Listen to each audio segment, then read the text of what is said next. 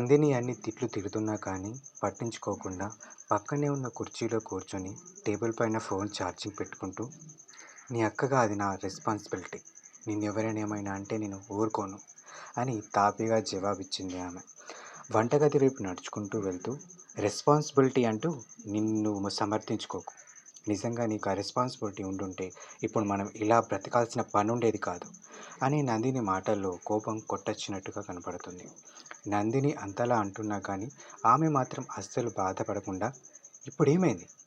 నాకు తెలిసి మనం ఎవరిని మోసం చేయడం లేదు, ఎవరో సొమ్మును తెచ్చుకొని తినడం లేదు. నేను సంపాదించాను, సంపాదిస్తాను, నువ్వు చదువుకో అని నొక్కి చెప్తూనే దేని గురించో ఆలోచిస్తూ ఉంటుంది. 4 గదులున్న ఆ ఇంట్లో వంటగది నుండి బయటకు వస్తూ, సంపాదించావు. 6 సంవత్సరాలు కష్టపడితే కానీ ఈ 4 గదులు ఇల్లు కొనలేకపోయావు. ఇప్పుడు ఏం పని లేక ఇంట్లోనే ఉంటున్నావు, ఇంకా సంపాదిస్తుందంట అని గట్టిగానే అంటుంది. ఆ మాట సరాసరి ఆమె గుండెల్లో గుచ్చింది. దానికి ఫలితంగా ఆమె కంటి నుండి కన్నీరు జారింది. అప్పుడప్పుడు మనం మన వారి కోసం ఎంత చేసినా మనం ఏమీ చేయనట్టే చూస్తారు. ఆ సమయంలో ఆమె ఆ సమయంలో మన బాధ ఎలా ఉంటుందో ఇప్పుడు ఆమె బాధ కూడా అదే. ఆమె తన చెల్లి కోసం ఎంతో చేసింది. చెల్లి చదువుకోవాలని తాను డిగ్రీ ఓపెన్‌లో చేసి పనికెళ్ళి సంపాదించింది. ఇంటర్ తర్వాత మొదలైన తన డ్యూటీ ఇప్పటికీ చేస్తూనే ఉంది. డిగ్రీ అయిపోయాక ఇంకొంచెం మంచి పనిలో చేరి ఇల్లు కొన్నది. ఇప్పుడు నందినిని మంచి కాలేజీలో చదివిస్తుంది. ఎన్ని చేసినా కానీ ఇంకా నందిని దృష్టిలో ఆమె ఒక మోసగత్తెనే. ఇదంతా తలుచుకోగానే ఆమె మనసు కలుక్కుమంది. ఇంతలో వంటగదిలోకి వెళ్ళిన నందిని బయటకొస్తూ, అయినా నీకేమవుతుంది? ఏదైనా అయితే నాకే అవుతుంది. ఎందుకంటే నువ్వు ఇంట్లోనే ఉంటావు. నేనే కదా మళ్ళీ టుమారో కాలేజ్‌కి వెళ్ళాల్సింది. అక్కడ ప్రణీత్ గాడు ఎంత గొడవ చేస్తాడో నీకేం తెలుసు? అంటూ ఆమె వైపు కోపంగా చూస్తుంది నందిని. అప్పుడే ఆమె కంటి నుండి జారి టేబుల్ పైన పడిన కన్నీటి చుక్కలు కూడా కనిపిస్తాయి. కానీ వాటిని పట్టించుకోకుండా మూతి తిప్పుకొని లోపలికి వెళ్ళిపోతుంది. ఉదయం 9 గంటలు. లంచ్ బాక్స్ తీసుకొని బ్యాగ్ భుజాన వేసుకొని తన గది నుండి బయటకు వచ్చింది నందిని. అప్పుడే ఆమె చూపు రెడీ అయ్యి కుర్చీలో కూర్చున్న వాళ్ళ అక్క మీద పడింది.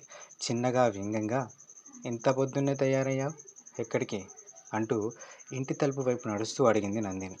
తన సర్టిఫికేట్స్ చేతిలో పట్టుకుంటూ, ఏమీ లేదు, ఒక పెద్ద కంపెనీలో చిన్న జాబ్ ఇంటర్వ్యూ ట్రై చేద్దామని వెళ్తున్నా అని చాలా ఎనర్జీగా చెప్పింది.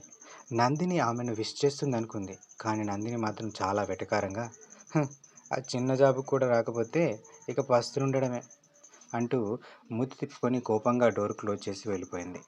ఆ అమ్మాయి మాత్రం ఆ మాటలను అస్సలు మనసులోకి తీసుకోకుండా, దేవుడా, ఈసారి నన్ను కనికరించు స్వామి, నీకు 100 కాదు, 50 కాదు, 20 అని అది కూడా కాదు అన్నట్టుగా తలని అడ్డంగా ఊపుతూ, అది కూడా కాదు, 10 కొబ్బరికాయలు కొడతా, ఇది ఫిక్స్, వింటున్నావుగా, 10 గుర్తుపెట్టుకో అని దేవునితో లంచం మాట్లాడుకొని అక్కడి నుండి బయటకు వస్తుంది. ఇటు కాలేజీ దగ్గర ఇంకో 2 నిమిషాల్లో కాలేజీ వచ్చేస్తుంది అనగా నందినిలో కంగారు మొదలైంది. భయంతో ఆమె చేతులు చిన్నగా వణకసాగాయి. ఆమె చెయ్యిని పట్టుకొని, హే, ఏమైంది నందిని? నిన్న మీ అక్క అక్కడ ప్రణీత్‌ని కొడితే ఈరోజు ఇక్కడ నీ చేతులు వణుకుతున్నాయి అని నవ్వుతూ అడిగింది ఆమె ఫ్రెండ్. నందిని ఆమె చెయ్యి నుండి తన చెయ్యిని వదిలించుకుంటూ, ఏయ్, ఇంకోసారి దాని మ్యాటర్ నా ముందు తీసుకొచ్చావో చంపేస్తా నిన్ను అని కోపంగా వార్నింగ్ ఇచ్చి ఆమె వైపు నుండి చూపులు కిటికీ వైపుకు తిప్పింది. ఆ కిటికీ నుండి బయటకి చూస్తూ, ఇదంతా దానివల్లే, ఇప్పటి నుండి కాదు, అది చిన్నప్పటి నుండి అంతే, ప్రతిసారి నా జీవితంతో ఆడుకుంటూనే ఉంది.